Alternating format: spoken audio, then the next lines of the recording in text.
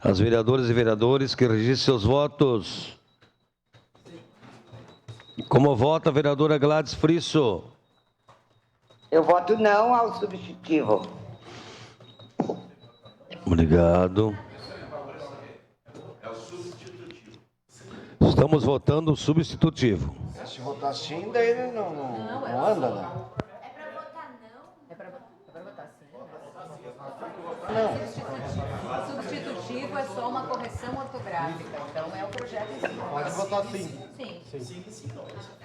A votação do substitutivo. Eu quero corrigir meu voto. Eu entendi que quem votava sim no substitutivo não votava favorável ao projeto. Ela troca o voto. Gladys vota sim. Aprovando o substitutivo.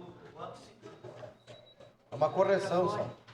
Vereador Meneguzzi vota sim. Vota sim. Como vota Clóvis Xuxa? Vota sim. Encerrado o registro dos votos, encerrada a votação. O substitutivo número 1/2023 foi aprovado por unanimidade. Obrigado. Encerrada a ordem do dia.